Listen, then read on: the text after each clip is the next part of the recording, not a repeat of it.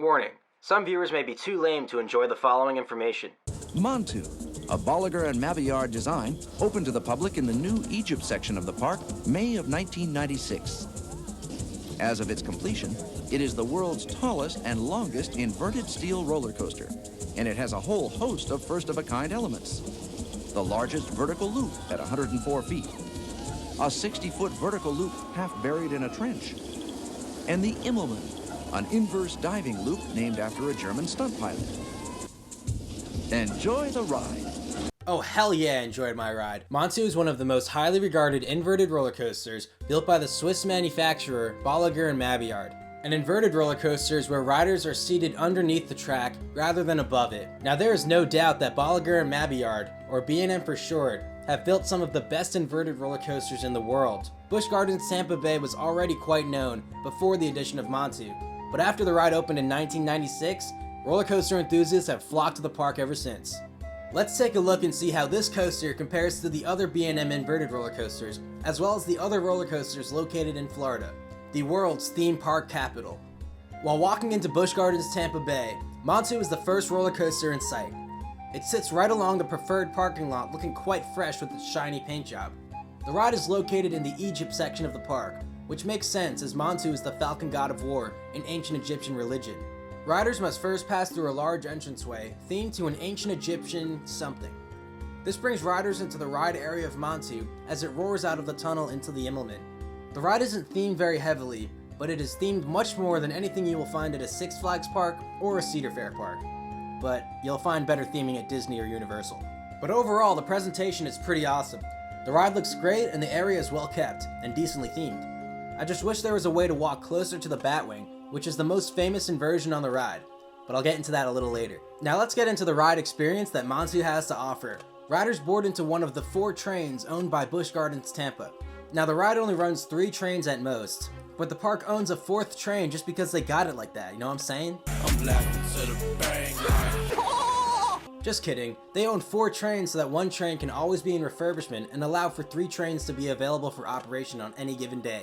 Now, I don't think Seaworld parks have quite as much money as they used to, but they still seem to do fine. Anyway, riders are dispatched out the station into a terrifying first drop and then start climbing up the lift hill. There are certain things I look for in different types of rides. With an RMC, I'm looking for great airtime, pacing, and ridiculous elements. With a wooden roller coaster, I'm looking for lateral G-forces, airtime, and just straight aggression. With inverted roller coasters like Montu, I'm looking for high positive G-forces, whippy inversions, and extremely fast pacing. If you don't know what a whippy inversion is, picture sitting in your chair, someone screaming at you to do a barrel roll, and then you suddenly just do one. Do a barrel roll! Anyways, riders start the ride off with a nice left-hand drop off a lift hill. If you sit in the back row on either edge, you get some pretty good whip going down the drop. This sends you into the first valley, which offers some pretty powerful positive G-forces. We're already off to a good start. Riders feel extra heavy as they enter positive G-force heaven. This is one of Montu's best qualities, the positive G's. You shoot up into the first inversion, a 104-foot tall vertical loop. Now the loop has some pretty good positive G's, and some good whip at the top if you're sitting in the back. By the way, you might want to keep track of how many times I say positive G's and make a game out of it. Wink wink. The loop then sends you into the only tunnel on the ride, and you then shoot out into an Immelmann. The Immelmann is probably the most relaxed inversion on Montu, and it still pulls some good positive G's. Riders smoothly roll out of the Immelmann, an emphasis on smoothness because for anyone who complains about roughness, you will not find any roughness on Montu, end of discussion. Anyways, you smoothly roll out of the Immelmann and twist to the left. Now as you plummet back towards the ground, you veer right and head straight into a 0G roll, which whips like crazy. Be sure to sit in an edge seat because I usually feel some good laterals there. Now just like most 0G rolls on an old school B&M invert, I never really get airtime during the 0G roll, and this is the case with Montu. Kumba on the other hand, which is another roller coaster at Busch Gardens Tampa, has plenty of airtime as it whips through its 0G roll. But this isn't really a complaint with Montu anyway, as the 0G roll still slaps. I think if anything, there's too much upward force, and since you are upside down, you get pushed into your seat, so you feel positive G's instead, which kind of goes hand in hand with Montu's theme of being positive G-force heaven. So after whipping through the slaptastic 0G roll, riders head to the left and dive into some of the only straight track on the ride. This lets riders gradually approach one of the most intense elements ever placed on a roller coaster, the Batwing. Riders suddenly pull up and then whip to the left and then flip upside down, which then plunges riders into a deep trench through a half loop. The half loop then continues into an upward half loop out of the trench, where riders essentially repeat the first inversion of the Batwing in reverse. Now, I don't think intense is the right word to describe this element. If you love positive G's and intensity, I think the Batwing is best described as an acid trip where you can literally walk on water and buy 300 Teslas without going bankrupt. The positive G's kick in as soon as you pull up from the straight track leading into the Batwing. Then they intensify as the train absolutely whips left into a downward half loop. The positive G's remain extremely strong throughout the trench dive and only lessen at the top of the second loop of the Batwing, where the train slows down just a little bit. Oh, and sit in the back row, left seat. You'll thank me later if you haven't heard about that seat already. Now, I'm not sure if I would say the Batwing on Montu is the most intense inversion ever. I think the pretzel loop on Tatsu is more intense. Tatsu is a flying roller coaster found at Six Flags Magic Mountain. But I would say that Montu's Batwing is the most enjoyable intense inversion on any roller coaster I've ever ridden. While that Batwing provides absolutely bone-crushing and head-throbbing positive G's, the G's are not sustained to the point like they are during Tatsu's pretzel loop, where you question what you're doing to your body, at least to me. And if you want to compare the Batwing to any of the inversions found on Ejinaika, that is a totally different topic of discussion. Maybe I'll make a review video of Ejinaika to explain that. Anyways, after the bone-crushing Batwing, riders climb up into the mid-course brake run. A few trims tap the train and slow it down slightly, but it's nothing to complain about in my opinion. Although it would be nice if the mid-course didn't trim at all like it did in 1996, but this isn't Superman Ultimo Escape.